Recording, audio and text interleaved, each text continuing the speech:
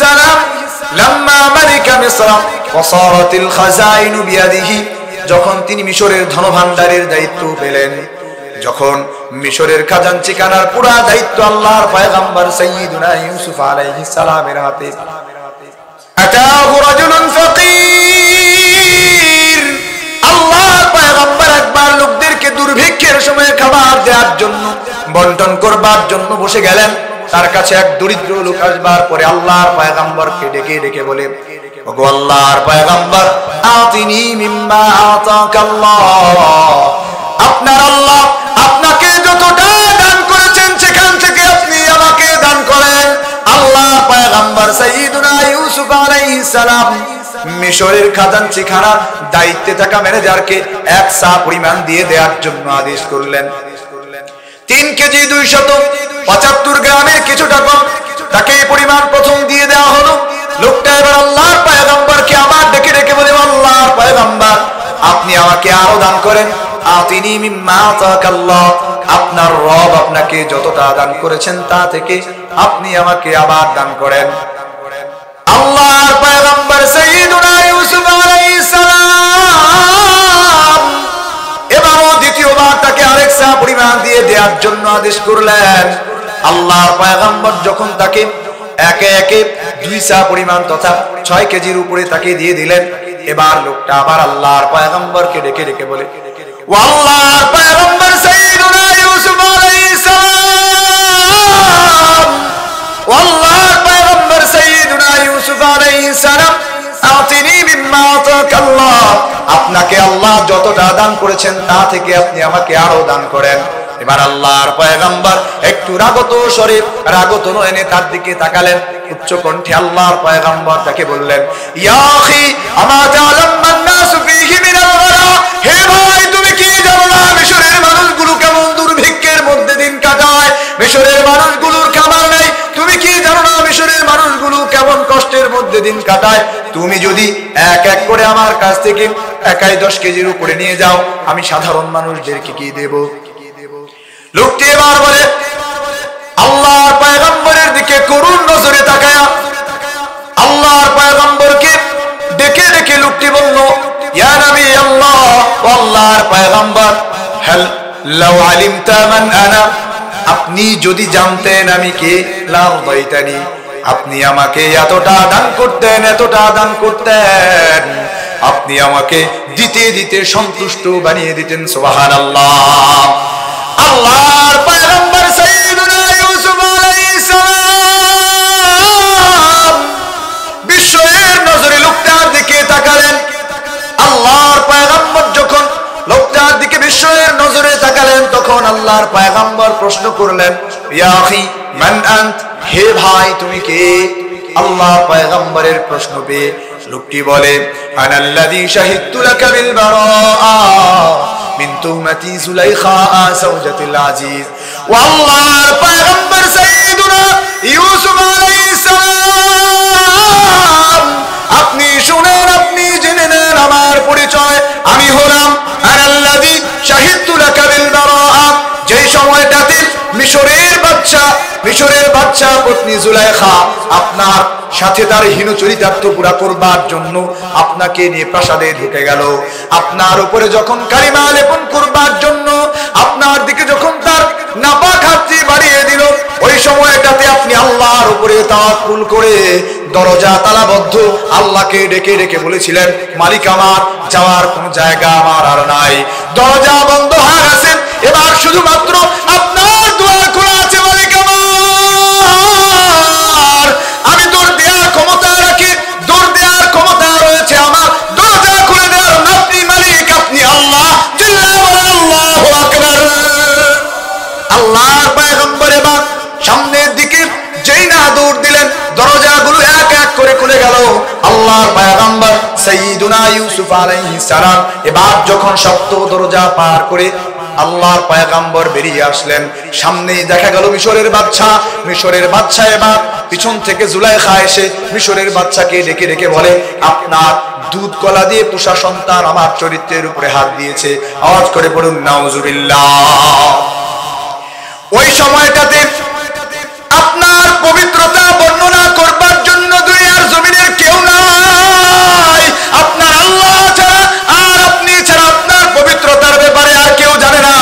মিশরের বাদশা পত্নী জুলাইখা যখন আপনার উপরে তার হীন চরিতার্থ পুরা করবার জন্য, কালিমা লেপন করবার জন্য আপনার উপরে অপবাদ দিয়ে দিল, ওই সময়টাতে বিস্ময়ের বালক মায়ের কোলে থাকা দুধের বাচ্চা শিশুকে যে আল্লাহ তাআলা কথা বলিয়েছিলেন, যার কথা বলবার কথা ছিল না, ওই সময়টাতে আপনার পবিত্রতা বর্ণনা করবার জন্য আল্লাহ পাক রব্বুল আলামিন আরশে আজিম থেকে যেই কুদরতের বাচ্চা, যেই বিস্ময়ের বালককে আল্লাহ মায়ের কোলে থাকা অবস্থায় কথা বলিয়েছিলেন, আমি হলাম সেই দিনকার পবিত্রতা বর্ণনাকারী, আপনার প্রশংসা বর্ণনাকারী সেদিনকার সেই বাচ্চা। চিল্লা বলুন সুবহানাল্লাহ।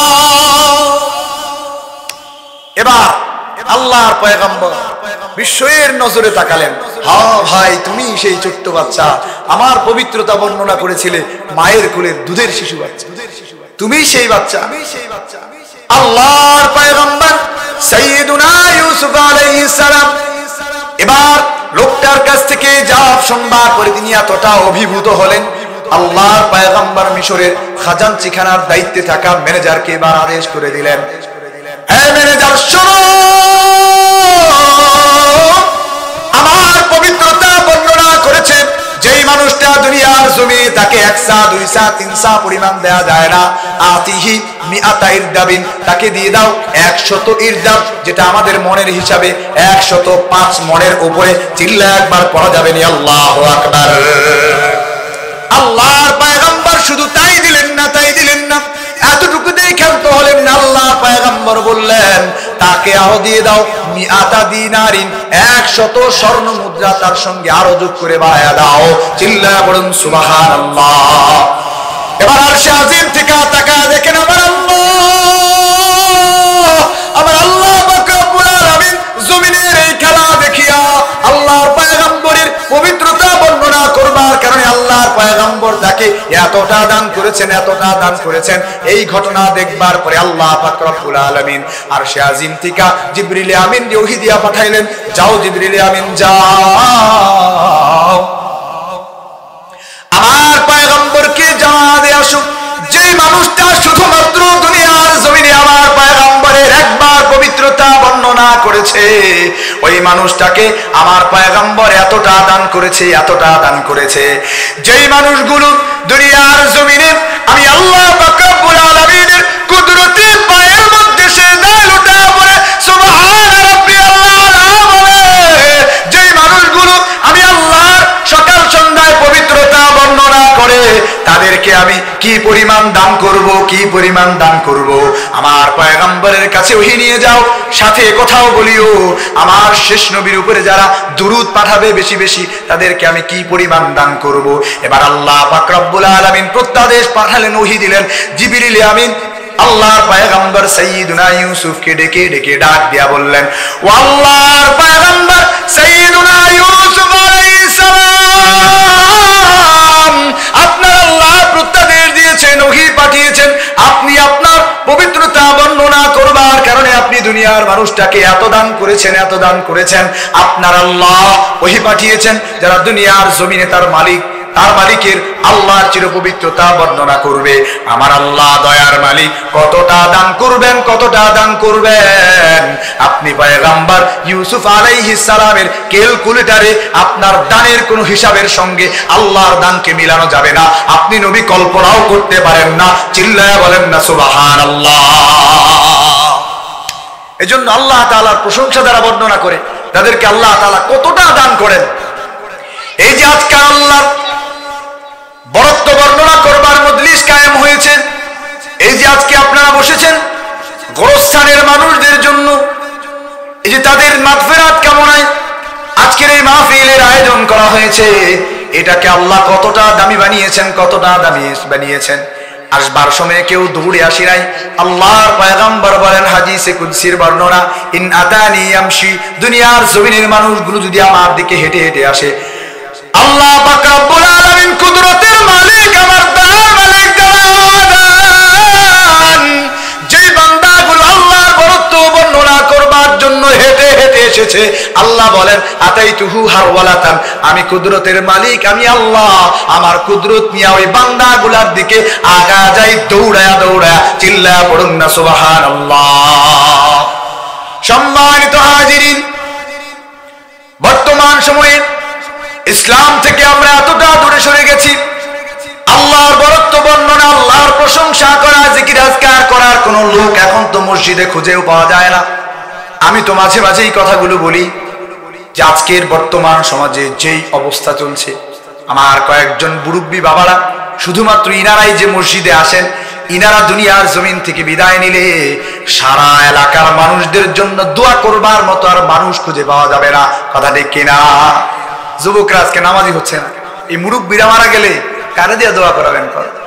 এই যে মুরব্বীরা হাত তুলা সবার জন্য ফজরের নামাজ, এশার নামাজে দোয়া করেন, আজকের যুবকগুলো যে নামাজি হচ্ছে না, এরা যে বৃদ্ধ বয়সে নামাজি হবে তার গ্যারান্টি কি বলেন? সকাল সন্ধ্যায় আল্লাহর বরত্ব করবা, এই যে দামি ইবাদতটা, দামি ব্যাপারটা আল্লাহ তাআলা রাখলেন, এটা করবার মতো মানুষই আজকে খুঁজে পাওয়া যাচ্ছে না। আজকের যুবক গান বাজনার আয়োজন করে, যুবক ইসকন হিন্দুত্ববাদী উগ্র এই সংগঠন, মুসলমান আইনজীবী, যে আইনজীবী যারা হিন্দু থেকে ধর্ম পাল্টে ইসলাম ধর্ম গ্রহণ করে, তাদের কাগজপাতির যত দায় দায়িত্ব আছে এফিডেভিট করা, সমস্ত দায় দায়িত্ব যেই লোকটা পালন করত, তাকে চট্টগ্রাম আদালতের সামনে ফেলায়া জবাই করেছে প্রকাশ্য পথে। আজকের যুবক তুমি কোথায় চলে গিয়েছো? গান বাজনায় মত্ত আছো, মসজিদে তুমি আসো না। তোমার এই গান বাজনার আওয়াজ দুনিয়ার জমিন কাঁপাচ্ছে, এখন অল্প কয়েকদিন পরে তোমার কবরের মাটি কাঁপিয়ে দিবে। চিল্লা বলেন কথা ঠিক কিনা? মোহতারাম হাজিরিন, সন্তানগুলো কোন পথে যাচ্ছে হিসাব রাখছেন না, হিসাব রাখছেন না। সময় তো ছিল এখন এমন যে আপনার সন্তানকে নিয়ে গাজওয়াতুল হিন্দে অংশগ্রহণ করবার জন্য আপনি আগায় আসবেন, আপনার সন্তান সহ ইসলামের দিকে আপনি আগায় আসবেন, আপনার সন্তানকে আপনি ইসলামের দিকে ধাবিত করবেন। আপনার ছেলে সন্তান যুবক কি করছে তার কোনো খেয়ালই আপনার কাছে নাই। মাদক সমাজটাকে খেয়ে ফেলছে। আজকের এই যুব সমাজ রাহাজানি, চিন্তাই, হারাহানিতে মত্ত, ইফতিজিং মহিলাদের পিছনে মত্ত। এই যুবক সমাজ দিয়ে কিভাবে গাজওয়াতুল হিন্দের আশা করা যায়? আল্লাহর হাবিব তো বলেছিলেন, ইসাবাতানি মিন উম্মতি, আমার উম্মতের দুইটা জামাত, আহরাজাহুমাল্লাহু মিনান নার, আল্লাহ তাআলা তাদেরকে জাহান্নাম থেকে মুক্তি দিবেন, সরাসরি মৃত্যুবরণ করলে তাদেরকে জান্নাত দিবেন। সুবহানাল্লাহ। এক নাম্বার, যারা গাজওয়াতুল হিন্দের অনুসারী হবে, যারা গাজওয়াতুল হিন্দে সরাসরি অংশগ্রহণ করবে। গাজওয়াতুল হিন্দের ডাক নামা বেজে উঠছে। আজকের যুবক তুমি কোথায় চলে যাচ্ছ? আল্লাহর হাবিবের জামানায় তো যুবকেরা ইসলামের জন্য রক্ত দিয়েছে পর্যন্ত। আল্লাহর হাবিবকে গালি দিত আবু জেহেল, শুনছেন না? আল্লাহর হাবিবকে গালি দিত, দুনিয়ার জমিন থেকে হত্যা করবার চেষ্টা করত, বিদায় দেওয়ার চেষ্টা করত। নবীজির জানের দুশমন ছিল আবু জেহেল। এই আবু জেহেলকে কে হত্যা করেছে জানেন? ইসলামের সেই স্বর্ণ যুগের ছোট্ট ছোট্ট দুইটা বাচ্চা। বুখারীর বর্ণনা 3141 নম্বর হাদিসের বর্ণনা। বর্ণনাকারী সাহাবী হযরত আব্দুর রহমান ইবনে আউফ রাদিয়াল্লাহু তাআলা তিনি বর্ণনা করেন, 17 রমজান না খাওয়া সাহাবায়ে কেরামের জামাত আল্লাহর নবী বদরের প্রান্তরে সাহাবায়ে কেরামের জামাতকে নিয়ে গেলেন। আল্লাহর হাবিব যখন বদরের প্রান্তরে সাহাবায়ে কেরামকে নিয়ে সারিবদ্ধ করে দাঁড়ালেন, হযরত আব্দুর রহমান ইবনে আউফ রাদিয়াল্লাহু তাআলা তিনি বর্ণনা করেন, আল্লাহর নবীর সাহাবী বদরের প্রান্তরে 17 রমজান মাসের রোজা রাখা না খাওয়া মুসলমানেরা 313 জনের একটা জামাত নিয়ে যখন আল্লাহর হাবিব বদরের প্রান্তরে উপস্থিত হয়ে গেলেন, অপরদিকে কাফির বাহিনী সৈন্যবাহিনী নিয়ে আসছে 1001 সৈন্যবাহিনী, অস্ত্র সজ্জিত, ঘোড়া আছে, হাতি আছে।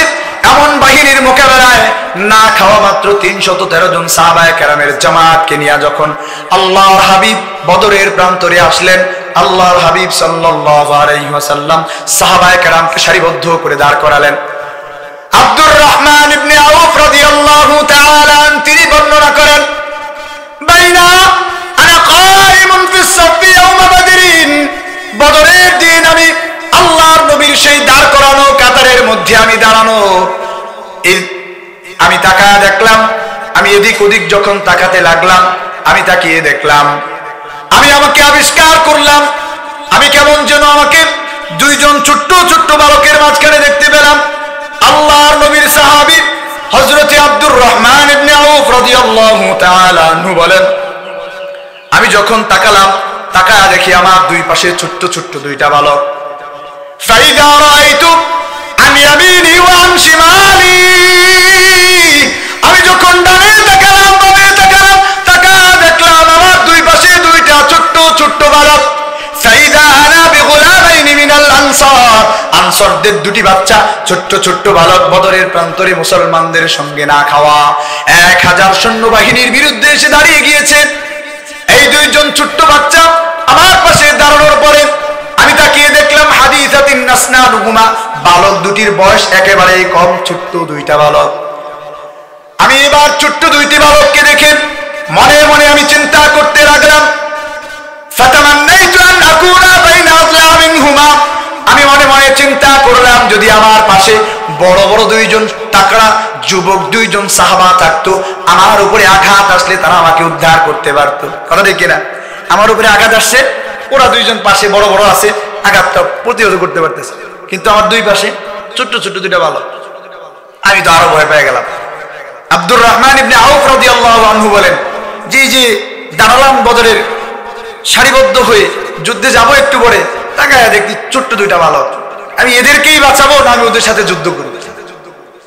আব্দুর রহমান ইবনে আউফ রাদিয়াল্লাহু আনহু বলেন, যেই না আমি তাকালাম, তাকিয়ে দেখলাম ছোট্ট ছোট্ট দুইটা বালক। এই দুই বালকের একজন ডান পাশের জন আমাকে ফাতামাজানি আহাদুহুমা, একজন আমাকে ইশারা দিয়া ডেকে বলে, ইয়া আম্মি, হে চাচা, আতারিফু আবা জাহলিন, চাচা গো আপনি কি আবু জাহল রে চিনেন?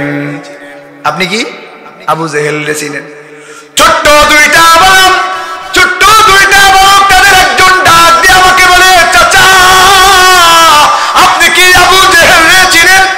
আমি তো বিস্ময়ে পড়ে গেলাম, আবু জেহেল রে দিয়া এত ছোট বাচ্চা কি করবে কি করবে? আমি ছোট্ট গোলামটাকে জিজ্ঞাসা করলাম, ইয়া ইবনা আখি, হে আমার ভাতিজা, হে আমার ভাতিজ পুত্র, তুমি আবু জেহেলকে দিয়া কি করবা? আবু জেহেল রে দিয়া তোমার কি কাজ?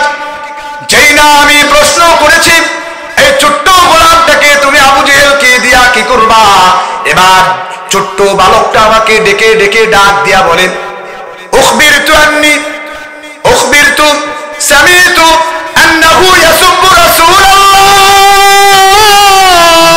এটা আমি শুনেছি এই আবু জেহেল নাকি আমার নবীর, আমার হৃদয়ের স্পন্দন সরদারে কুল কায়নাত হাবিবকে গালি দিয়া দিয়া কথা বলে। আমার নবীকে নাকি কথা বলবার আগে, আমার নবীর নামের আগে নাকি সে গালির শব্দ ব্যবহার করে। উখবিরতু আন্নাহু ইয়াসুব্বু রাসূলুল্লাহ, আমি শুনেছি আমার নবীকে নাকি সে গালি দিয়া দিয়া কথা বলে। এ চাচা আপনি কি জানেন আবু জেহেলকে চিনেন? যদি জানেন তাহলে আপনি আবু জেহেলকে আমারে দেখায় দেন। আবু জেহেলের গর্দান উড়ায় দেওয়ার আগ পর্যন্ত আমি মুআজ ইবনে আফরা থামবো না। চিল্লায় পড়ুন না সুবহানাল্লাহ। মুআজ আর মুআজ দুই পাশে দুইজন দাঁড়ানো। একজন বলে,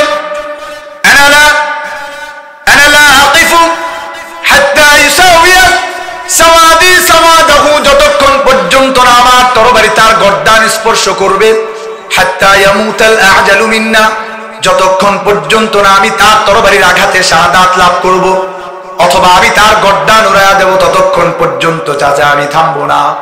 আবু জেহেল রে কি আপনি চিনেন? একটু দেখা দেন। আমার নবীরে মক্কার জমিনে গালি দিয়া কথা বলছে, মদিনার জমিনে আসবার পরেও আমার নবীরে স্বস্তিতে থাকতে দেয় না। আপনি কি আবু জেহেল রে চিনেন? আমি বললাম কুলতু নাম, আমি বললাম হ্যাঁ, আবু জেহেল রে তো আমি চিনি। এই কথা বলবার সঙ্গে সঙ্গে পাশের জন, বাম পাশের জন আমাকে ডেকে ডেকে বলে, ইয়া চাচা আপনি কি আবু জেহেল রে চিনেন? আগের সেম কথাগুলো আমাকে বলল। এই কথাগুলো শুনবার পরে আমি যখন সামনের দিকে তাকালাম, তাকায়া দেখি আবু জেহেল এবার মক্কা থেকে নিয়ে আসা কাফের বাহিনীদেরকে নির্দায় ইয়াজুলু ফিন্নাস, মানুষদের সামনে ঘুরে বেড়ায়। মক্কার কাফেররা মুসলমানদের উপরে ঝাঁপিয়ে পড়বে তার প্রস্তুতি নেয়। আবু জেহেল এবার যেই না নবীর সামনে দাঁড়ায় লিড দেয়, পিছন থেকে সৈন্যবাহিনীগুলো মুসলমানদের উপরে ঝাঁপিয়ে পড়ার জন্য উদ্গ্রীব। এমত অবস্থায় আমি আমার দুই ভাতিজাকে ডাক দিয়া সামনের দিকে ইশারা করে দেখালাম, হে ভাতিজা, তোমরা কি তাকা দেখো সামনের ওই মানুষটা, এই যে সৈন্যবাহিনীর সামনে ঘুরে বেড়ায়, এই হলো আবু জেহেল। এই আবু জেহেল তোমার নবীরে, তোমার হৃদয়ের স্পন্দনকে গালি দিয়া কথা কয়, এই হলো আবু জেহেল। আমি যেই না এই দুইজন বালককে সামনের দিকে দেখায়া দিলাম, যুদ্ধের দামা বেজে উঠলো। কতক্ষণ পরে আমি তাকায়া দেখলাম আমার দুই পাশে গোলাম দুইটা নাই। আমি তাকায়া দেখলাম দুইটা গোলামকে আমার দুই পাশে আর দেখা যায় না। কতক্ষণ পরে যখন আমি তাকায়া দেখলাম আমার দুই পাশে আমার এই দুই ভাতিজাকে আবিষ্কার করলাম, তখন আমি তাকায়া দেখলাম দুইজনের তরবারির মধ্যেই রক্ত লাগানো।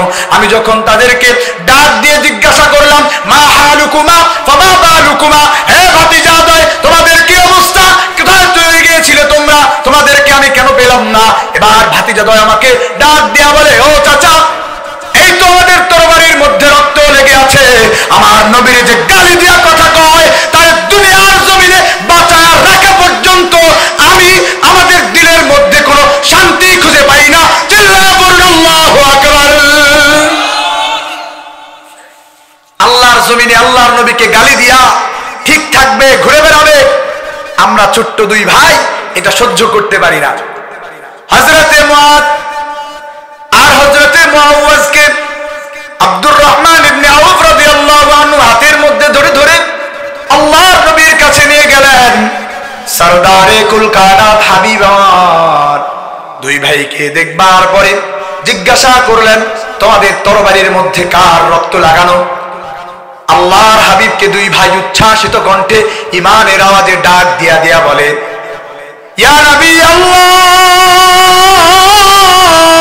ওয়া ইয়া হাবিব আল্লাহ, ওগো আল্লাহর হাবিব, আমাদের দুই ভাইয়ের তরবারির মধ্যে আবু জেহেলের রক্ত লাগানো। নবীজি এবার জিজ্ঞাসা করলেন, মান কাতালা আবা জাহলিন, কে আবু জেহেলকে হত্যা করেছে বলো। দুইজনের মধ্যে দুই ভাই এবার উচ্চ কণ্ঠে বলেন, আনা কাতালতুহু। দুই ভাই উচ্চ স্বরে সমস্বরে ডাক দিয়া বলল, ইয়া নবী আল্লাহ, আমি আবু জেহেলকে হত্যা করেছি। পাশের জন বলে, আমি আবু জেহেলকে হত্যা করেছি। আল্লাহর হাবিব সাল্লাল্লাহু আলাইহি ওয়াসাল্লাম তরবারির রক্ত দেখিয়ে এবার আল্লাহর হাবিব ঘোষণা করলেন, হে মুআজ আর মুআজ, শুনে নাও, জেনে নাও, আমি আল্লাহর হাবিব ঘোষণা করে দিলাম, আমার জানের দুশমন আবু জেহেলকে তোমরা দুই ভাই, ছোট্ট দুই সাহাবী আমার, তোমরা মিলেই হত্যা করেছো। তাকে দুনিয়ার জমিন থেকে জাহান্নামের কীট বানিয়েছো। চিল্লায়া বলুন না সুবহানাল্লাহ। ইসলামের কাজ নিয়েছেন আল্লাহ পাক রব্বুল আলামিন ছোট্ট ছোট্ট বালকদের মাধ্যমে। আজকের যুবক, যখন তোমার সমাজে অশ্লীলতার সয়লাব, যখন তোমার চোখের সামনে তোমার সমাজে অশ্লীলতা বয়ে বেড়ায়, যখন তোমার চোখের সামনে মুসলিম আইনজীবীকে আদালতের সামনে জবাই করে, তখন কি যুবক তোমার রক্ত একটুর জন্য টকবগিয়ে ওঠে না?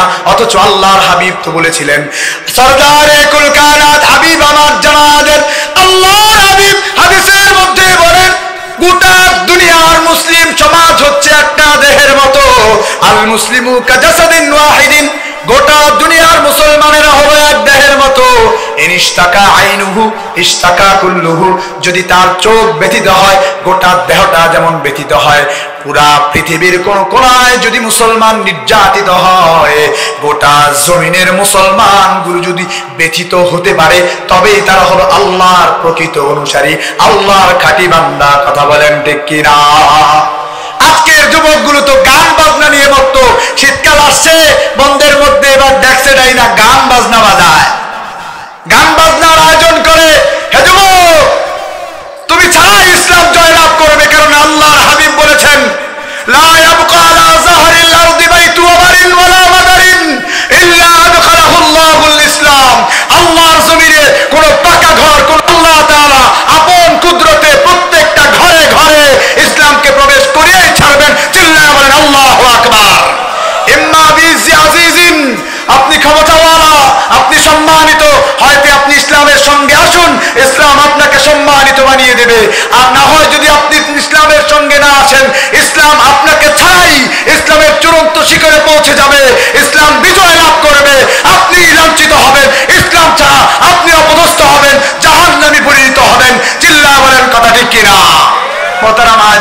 ইসলামের দিকে আসবার দরকার আছে না নাই?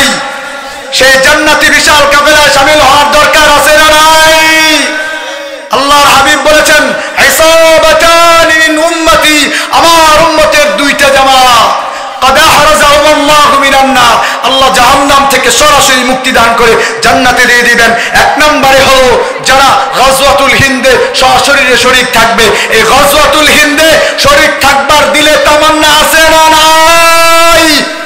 আর জোরে বলেন আছে না নাই? বিল্লাহি তাকবীর। গাজওয়াতুল হিন্দ, গাজওয়াতুল হিন্দ। আল্লাহ গাজওয়াতুল হিন্দের জন্য পুরো এই কাফেলাকে কবুল করুন, সবাই বলি আল্লাহুম্মা আমিন। দাও খোদা দাও আবার আমায় ওমর দারাজ দিল, দাও খোদা দাও আবার আমায় ওমর দারাজ দিল, দাওয়ালির মতো বীর সেনানি, আলীর মতো বীর সেনানি, জাগাতে নিখিল, দাও খোদা দাও আবার আমায় ওমর দারাজ দিল, হামজাকে দাও ঘরে ঘরে জীবন দিতে অকাতরে, হামজাকে দাও ঘরে ঘরে জীবন দিতে অকাতরে, আবার কাবা ভাঙতে এলে, আবার কাবা ভাঙতে এলে পাঠাও আবাবিল,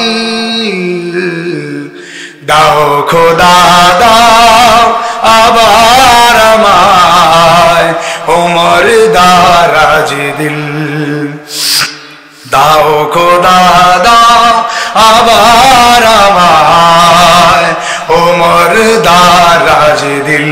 চিল্লায় পড়ুন আল্লাহুম্মা আমিন।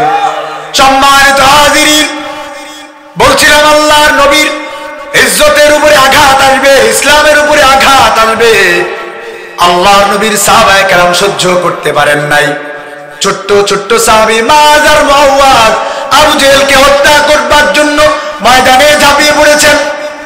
সরদারে কুল কায়নাত হাবিব আমার জানিয়ে দিয়েছেন, আল্লাহর হাবিব সাল্লাল্লাহু আলাইহি ওয়াসাল্লাম হাদিসের মধ্যে ইরশাদ করেন, যারা দুনিয়ার জমিনে আল্লাহর দ্বীনের জন্য, ইসলামের জন্য নিজের জানকে কুরবান করে, যারা আল্লাহর জমিনে নিজের জানের রক্ত বিলিয়ে দেয়, আল্লাহর হাবিব তাদেরকে শহীদ ঘোষণা করেছেন। এরা মৃত্যুবরণ করবে আর জান্নাতের পাখি হয়ে যাবে। আল্লাহ বলেন, ওয়ালা তাহসাবান্নাল্লাযীনা কুতিলু ফী সাবিলিল্লাহি আমওয়াতা। আল্লাহ পাক রব্বুল আলামিন বলেন, দুনিয়ার জমিনে যারা আল্লাহর জন্য নিজের জীবন বিসর্জন দিবে, এরা দুনিয়ার জমিন থেকে মৃত্যুবরণ করবে, আল্লাহ জান্নাতে সবুজ পাখি হয়ে ঘুরে বেড়াবে। চিল্লায়া পড়ুন সুবহানাল্লাহ। বাল আহইয়াউন ইনদা রাব্বিহিম ইউরযাকুন। এরা এমন জীবিত যে আল্লাহ তাআলার কাছে তাদেরকে রিজিক দেওয়া হয়। এজন্য শাহাদাতের তামান্না যে উম্মতের দিলের ভিতরে নাই, আল্লাহর হাবিব বলেছেন ওরা আমার উম্মত, ওরা আমার উম্মত না। শাহাদাতের তামান্না যাদের দিলের ভিতরে নাই। সম্মানিত হাজিরিন, সাহাবায়ে কেরামের ইমাম দীপ্ত দাস্তান আপনাদের শুনিয়ে যায়। বুখারীর বর্ণনায় এসেছে, মুতার যুদ্ধে আল্লাহর হাবিব সাল্লাল্লাহু আলাইহি ওয়াসাল্লাম রোমানদের বিরুদ্ধে সৈন্যবাহিনী প্রস্তুত করলেন। মাত্র 3000-এর এক জামাত। রোমানরা সৈন্য পাঠিয়েছে 1 লক্ষ। মুসলমান তো শক্তি বল দিয়া, লোকবল দিয়া কখনো বিজয় লাভ করে নাই। মুসলমানেরা বিজয় লাভ করেছে তো ঈমানি শক্তি দিয়া। কথা ঠিক কিনা? মুতার যুদ্ধে আল্লাহ পাক রব্বুল আলামিন মুসলমানদেরকে কেমন বিজয় দান করলেন? মুতার যুদ্ধে আল্লাহর হাবিব 3000 সৈন্যবাহিনীর এক কাফেলাকে সামনে নিয়ে আল্লাহর হাবিব ঘোষণা দিচ্ছিলেন। আল্লাহর হাবিব ভাষণ দেওয়ার জন্য দাঁড়ালেন। পিনপতন নীরবতা। আল্লাহর হাবিবের সাহাবায়ে কেরাম সামনে দাঁড়ানো, কেউ কোনো কথা বলছেন না। হঠাৎ কোথায় যায়েদ ইবনে হারিসা, সামনে আসো। আল্লাহর হাবিব দ্বিতীয়বার বললেন, কোথায় রে আমার জাফর ইবনে আবি তালিব, আমার চাচাতো ভাই কোথায়, সামনে আসো। আল্লাহর হাবিব আরো বললেন, কোথায় আমার আব্দুল্লাহ ইবনে রাওয়াহা, সামনে আসো। তিনজনকে সামনে আনবার পরে সরদারে কুল কায়নাত হাবিব আমার সাহাবায়ে কেরামকে ঘোষণা করলেন, তোমাদের এই মুতার যুদ্ধে প্রথম সেনাবাহিনী সৈন্যবাহিনীর প্রধান সেনাপতি হবেন আমার যায়েদ বিন হারেসা। যায়েদ বিন হারেসা যদি দুনিয়ার জমিন থেকে বিদায় নেয়, দ্বিতীয়ত সেনাবাহিনীর প্রধান হবে তোমাদের মধ্য থেকে আমার চাচাতো ভাই জাফর ইবনে আবি তালিব। আর তৃতীয়ত যদি জাফর ইবনে আবি তালিব দুনিয়ার জমিন থেকে বিদায় নেয়, তবে আব্দুল্লাহ ইবনে রাওয়াহা হবে তোমাদের 3 নম্বরের সেনাপতি। সাহাবায়ে কেরাম বিস্মিত হলেন। সাহাবায়ে কেরামের মধ্যে কানাঘুষানাগুলো, সেনাপতি তো একজন হয়, তিনজনকে কেন আল্লাহর নবী সেনাপতি বানালেন? আল্লাহর হাবিব সাল্লাল্লাহু আলাইহি ওয়াসাল্লাম এবার ডেকে ডেকে বললেন, ও আমার সাহাবায়ে কেরামের দল, শোনো, আমি বুঝেছি তোমাদের দিলের অবস্থা, সেনাপতি তো একজন হয়, কিন্তু আমি তিনজনকে কেন বানিয়েছি জানো? যদি তোমাদের মধ্যে আজকে আমার যায়েদ বিন হারেসা, আমার পালক পুত্র দুনিয়ার জমিন থেকে বিদায় নেয়, তবে আমার চাচাতো ভাই জাফর ইবনে আবি তালিব হবে সেনাবাহিনীর প্রধান, সেও বিদায় নিলে হবে আব্দুল্লাহ ইবনে রাওয়াহা প্রধান। এই তিনজন আল্লাহ পাক রব্বুল আলামিনের প্রিয় হয়ে যাবে, আল্লাহ পাক রব্বুল আলামিনের কাছে জান্নাতের সবুজ পাখি হয়ে চলে যাবে। এই জন্য এই তিনজনের নাম ঘোষণা করলাম। সাহাবায়ে কেরাম বুঝে নিলেন আজকে এই যুদ্ধে এই তিনজন সাহাবী শাহাদাত বরণ করবেন। আল্লাহর হাবিব বললেন, যাও তোমরা তোমাদের বাড়িতে গিয়া তোমাদের স্ত্রী পরিবার পরিজনের কাছ থেকে বিদায় নিয়ে আসো। যায়েদ বিন হারেসা বললেন, নবী আমার বাড়ি যাওয়ার কোনো প্রয়োজন নাই, কারণ আপনি তো আমার সব, আপনি ইজাজত দিয়ে দিলেই হয়ে যায়, আমি আমার বাড়ি পর্যন্ত যাওয়ার প্রয়োজন মনে করছি না। জাফর ইবনে আবি তালিবকে ছোট্ট ছোট্ট 2টা বাচ্চার বিবির কাছে আল্লাহর হাবিব পাঠালেন, যাও ও আমার চাচাতো ভাই জাফর ইবনে আবি তালিব, তুমি যাও তোমার পরিবারের কাছে যাও, বিদায় নিয়ে আসো। আল্লাহর নবী যখন জাফর ইবনে আবি তালিবকে কথাটি বললেন, জাফর ইবনে আবি তালিব বলেন, হাবিব আমার পরিবারের কাছে যাওয়ার আমার তেমন প্রয়োজন ছিল না, আপনি যেহেতু বললেন এই জন্য আমার পরিবারের কাছে আমি যাই, তাদের কাছে বিদায় আনবার জন্য। এদিকে আব্দুল্লাহ ইবনে রাওয়াহাকেও তার পরিবারের থেকে বিদায় আনবার জন্য পাঠানো হলো। তিনি ওই দিনেই দুপুরের বেলায় মাত্র বিবাহ করেছিলেন, যুদ্ধের দামামা বেজে গিয়েছে, উনি চলে এসেছেন আল্লাহর নবীর সামনে।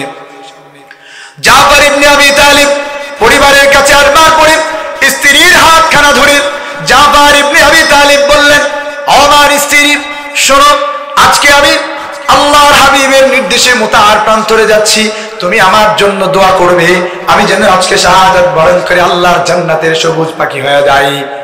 স্ত্রী এবার স্বামীর হাতটা ধরে কঞ্জনরত অবস্থায় বলে, স্বামী আমার, আপনি আল্লাহর রাস্তায় যাবেন, জিহাদে মুজাহিদ হবেন, আমার কোনো আপত্তি নাই, কিন্তু আমি আপনার জন্য শাহাদাতের দোয়াটা করব না, কেননা বাচ্চাগুলো ছোট ছোট।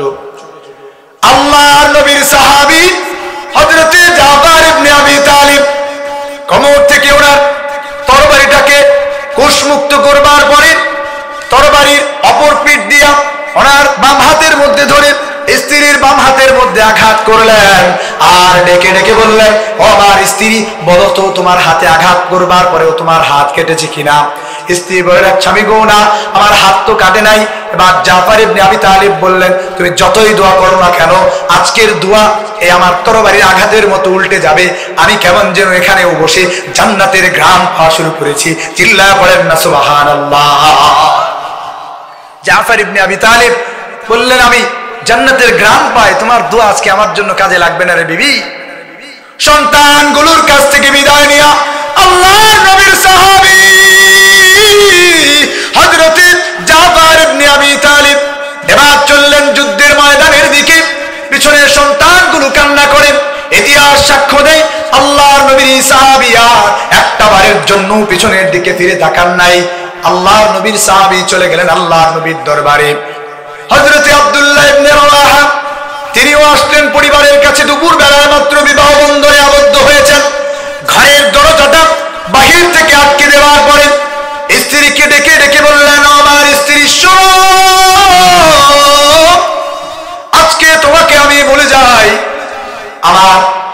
সঙ্গে আর হয়তো এই জমিনে সাক্ষাৎ হবে না। কারণ আল্লাহর নবী পরপর তিনজন সাহাবীর কথা বলেছেন সেনাপতি হবার জন্য, আমার ব্যাপারেও বলেছেন আমি যদি শাহাদাত বরণ করি আমার পরে একজন সেনাপতি বানাবার জন্য। এই জন্য আমার মনে হয় দুনিয়ার জমিনে তোমার সঙ্গে আর আমার সাক্ষাৎ হবে না। আমি দোয়া করি আল্লাহ যেন জান্নাতে তোমার সঙ্গে আমার মিলন ঘটিয়ে দেন। স্ত্রী এবার ডেকে বলে, স্বামী গো, দুপুরের বেলায় আপনার সঙ্গে আমার বিবাহ হয়েছে, আদ্য হয়েছে মাত্র দুপুরের বেলায়, ভালো করে একটিবারের জন্য আপনাকে আমি দেখতেও পারলাম না। আপনি বাহিরের দরজাটা খুলে দেন, আপনাকে শুধুমাত্র আমি একবার নয়ন ভরে দেখবো গো স্বামী। বাহির থেকে আব্দুল্লাহ ইবনে রাওয়াহা বললেন, না না, তোমার আমাকে দেখবার সুযোগ করে দেয়া যায় না। তোমাকে দেখলে তোমার প্রতি আমার মায়া জন্মাতে পারে, আমি তোমাকে আমার দর্শন দিতে পারি না। বাহির থেকে তিনি ডেকে ডেকে বললেন, স্ত্রী আমার, যদি তুমি আমার এই বিবাহ বন্ধনের উপরে মৃত্যুবরণ করতে পারো, আল্লাহর কাছে আমার আশা, আমার আল্লাহ তাআলা তোমাকে কিয়ামতের ময়দানে আমার সঙ্গী বানায়া জান্নাতের মধ্যে আল্লাহ তাআলা দিয়ে দিবেন। এই কথাগুলো বলে আব্দুল্লাহ ইবনে রাওয়াহা চলে গেলেন যুদ্ধের ময়দানে। যুদ্ধের দামামা বেজে গেল। রোমান সৈন্যবাহিনী 1,00,000 সৈন্যবাহিনী নিয়ে মোতার প্রান্তরে এসে গেল। আল্লাহর নবীর সাহাবায়ে কেরাম 3000 মাত্র সাহাবায়ে কেরামের জামাত ওনারা চলে আসলেন মোতার যুদ্ধে। আল্লাহর নবীর সাহাবী হযরতে যায়েদ বিন হারিসা রাদিয়াল্লাহু তাআলা প্রথমে আল্লাহর এলায়ে কালিমাতিল্লাহর পতাকা, আল্লাহর পতাকাটা ওনার হস্তে ধারণ করে বীর বিক্রমে যখন যুদ্ধ চালিয়ে গেলেন, আল্লাহর নবীর সাহাবী হযরতে যায়েদ বিন হারিসার উপরে আঘাত আসলো। আল্লাহর নবীর সাহাবীর উপরে আঘাত আসবার পরে যায়েদ বিন হারিসা রাদিয়াল্লাহু তাআলা জমিনের মধ্যে লুটিয়ে পড়লেন। আল্লাহর নবীর সাহাবী যায়েদ বিন হারিসা জমিনে লুটিয়ে পড়বার পরে জাফর ইবনে আবি তালিব কালিমার পতাকা উঁচিয়ে ধরলেন, বীর বিক্রমে যুদ্ধ শুরু করলেন। আল্লাহর নবীর চাচাতো ভাই জাফর ইবনে আবি তালিব যেই না যুদ্ধ করতে গেলেন, বীর বিক্রমে যুদ্ধ করতে করতে ওনার উপরে আঘাত আসলো। আল্লাহর নবীর ঘোষণা অনুযায়ী শাহাদাতের পেয়ালা পান করে তিনি দুনিয়ার জমিন থেকে বিদায় নিলেন। জাফর ইবনে আবি তালিব দুনিয়ার জমিনে নাই। তৃতীয়ত আব্দুল্লাহ ইবনে রাওয়াহা, ওনার হাতে ইসলামের ঝান্ডা চলে গেল। আব্দুল্লাহ ইবনে রাওয়াহা এবার বীর বিক্রমে যখন যুদ্ধ করেন, এমত অবস্থায় আব্দুল্লাহ ইবনে রাওয়াহা রাদিয়াল্লাহু তাআলা ওনার উপরে আঘাত আসলো। উনি এক এক করে ডান হাতের মধ্যে আঘাত আসবার পরে বাম হাত দিয়ে কালিমার পতাকা উঁচিয়ে ধরলেন। কালিমার পতাকা যখন বাম হাতে উঁচা ধরেছেন, বাম হাতের মধ্যে আঘাত। এবার তিনি মুখ দিয়ে কালিমার পতাকাকে উঁচিয়ে ধরলেন, গর্দানের মধ্যে আঘাত করা হলো। গর্দানটা দেহ থেকে ছিন্ন বিচ্ছিন্ন হয়ে গেল, জমিনের মধ্যে লুটিয়ে পড়ল। হযরতে খালিদ সাইফুল্লাহ খালিদ বিন ওয়ালিদ দূর থেকে তাকায় দেখলেন আল্লাহর কালিমার পতাকা কে যেন উঁচিয়ে ধরে রেখেছে। আল্লাহর এই সাইফুল্লাহ আল্লাহর তরবারি এবার দৌড়ে আসলেন, যেই না পতাকার মধ্যে হাত দিয়ে টান দিলেন, আল্লাহর কালিমার পতাকা হযরতে আব্দুল্লাহ ইবনে রাওয়াহা এবার আর ছেড়ে দেন না। কোন ইসলামের শত্রুই কালিমার পতাকা হাত দিয়ে ধরবে নাপাক হাতে, এটা তিনি মেনে নিতে পারছিলেন না। এবার খালিদ সাইফুল্লাহ ওনার কানের মধ্যে গিয়া বললেন, ও আব্দুল্লাহ ইবনে রাওয়াহা, আমি হলাম তোমার পরবর্তী সেনাপতি, কালিমার পতাকাকে ছেড়ে দাও। এবার ওনার মুখখানা এবার ফাঁকা হয়ে আসলো, কালিমার পতাকা এবার খালিদ সাইফুল্লাহ হাতে নিলেন। বীর বিক্রমে যুদ্ধ করে আল্লাহ পাক রব্বুল আলামিনের কালিমাকে দুনিয়ার জমিনে প্রতিষ্ঠা করলেন। যুদ্ধে জয়লাভ করে মুসলমানগণ ফিরে আসলেন। সম্মানিত হাজিরিন, দুপুর বেলায় বিবাহ বসবার পরে স্ত্রী ও স্বামীর প্রতি যে আকর্ষণ, স্বামীর স্ত্রীর প্রতি আকর্ষণ, সমস্ত মায়া ছিন্ন করে আল্লাহর রাহে নিজের জীবনকে মিলিয়ে দিলেন। এই জন্য আজকের যুবক তোমাদেরকে বলে যাই, এই যুবককে নিয়ে আল্লাহর হাবিব গর্ব করেছেন। এই যুবকগুলোকে আল্লাহর হাবিব ভাই বলেছেন। হযরতে আবু হুরায়রা রাদিয়াল্লাহু তাআলা তিনি বর্ণনা করেন, আমি যদি গজওয়াতুল হিন্দ পাই, ইয়া রাসূলুল্লাহ, আমার জান আর আমার মাল নিয়ে আমি গজওয়াতুল হিন্দে শামিল হয়ে যাব। আজকে দিল্লির চক্রান্তে বাংলাদেশের জমিনে বসে ইসকন মুসলমানদের গলায় ছুরি চালায়। আজকের মুসলমান, আপনি ঘুমান, আপনার এই ঘুমন্ত ঈমান দিয়া আল্লাহর সামনে দাঁড়ায়া আল্লাহর জান্নাতে আপনি যেতে পারবেন না। কথা বলেন ঠিক কিনা? এজন্য ঈমানকে জাগ্রত করবার দরকার আছে না?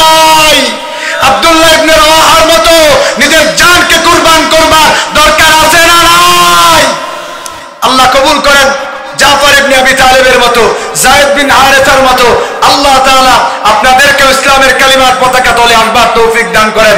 যুবক ভাইদেরকে আল্লাহ তাআলা ইসলামের কালিমার জন্য কবুল করেন। চিল্লা বলেন আল্লাহুম্মা আমিন। সম্মানিত হাজিরিন, অল্প সময় আপনাদের সামনে অল্প কয়েকটা কথা বললাম।